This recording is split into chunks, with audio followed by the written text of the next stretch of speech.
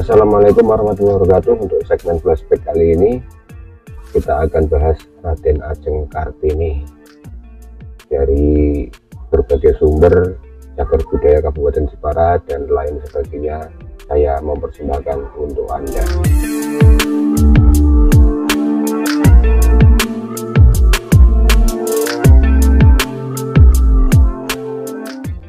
Hidup pada masa penjajahan Belanda membuat kehidupan Raden Ajeng atau R.A. Kartini sebagai perempuan adalah hal yang sulit.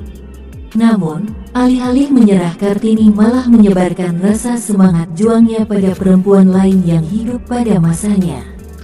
Biografi R.A. Kartini dimulai ketika waktu kelahirannya. Sebagai informasi, Kartini lahir pada tanggal 21 April tahun 1879 di Jepara, Jawa Tengah.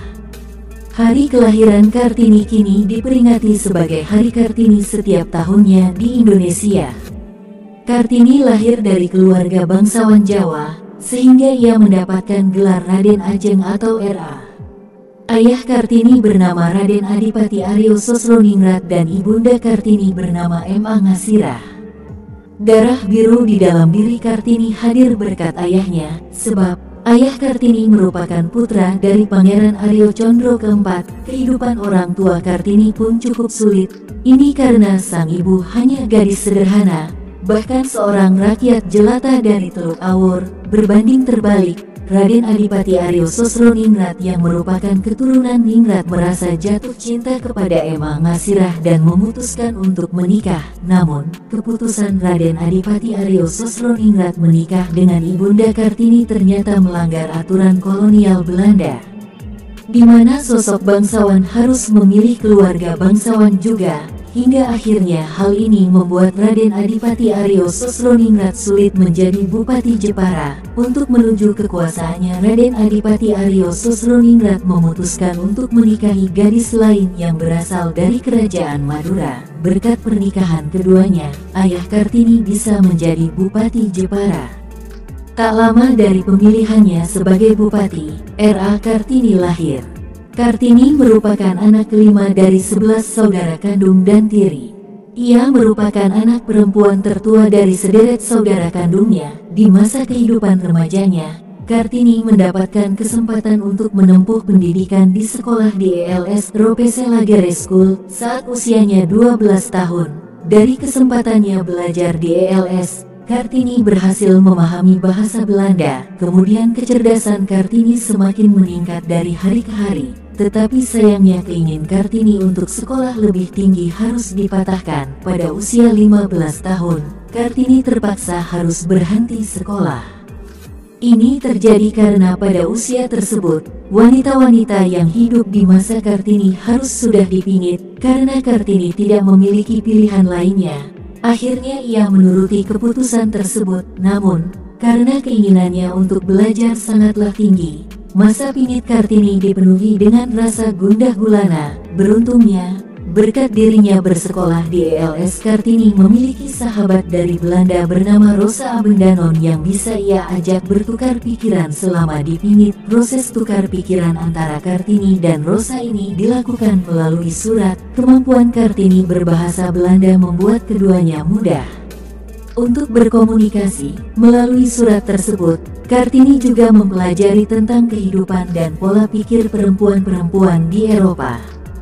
Selain menghabiskan waktu dengan surat menyurat, Kartini juga gemar membaca majalah hingga buku agar dirinya tetap mengetahui informasi luar.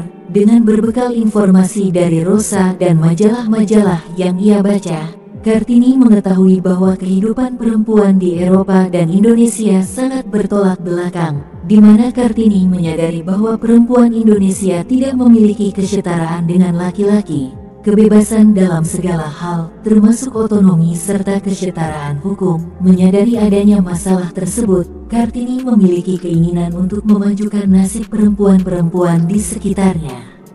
Setelah harus dipinggit sejak usia 15 tahun, akhirnya Kartini dinikahkan pada usia 24 tahun. tepatnya di tanggal 12 November tahun 1903.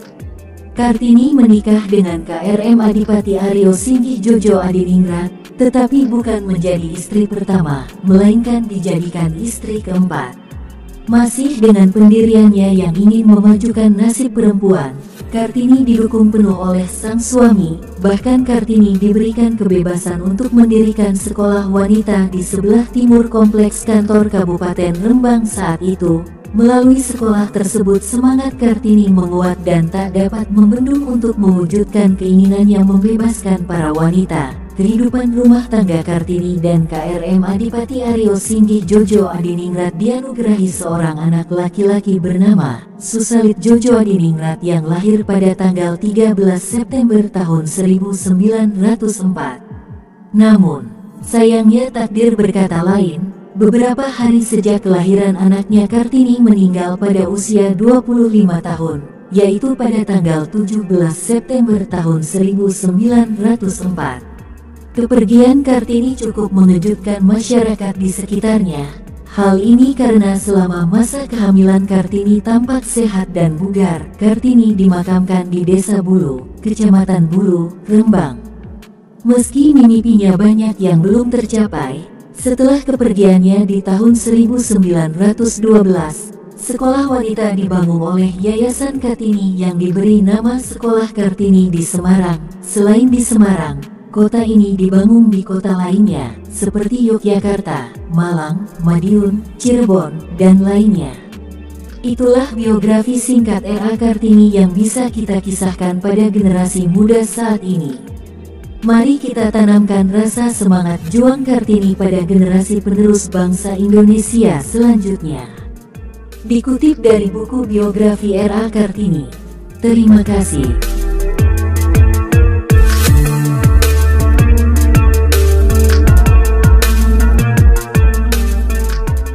Itulah tadi teman-teman untuk Raden Ajeng Kartini yang berasal dari Jepara, termasuk nenek moyang saya.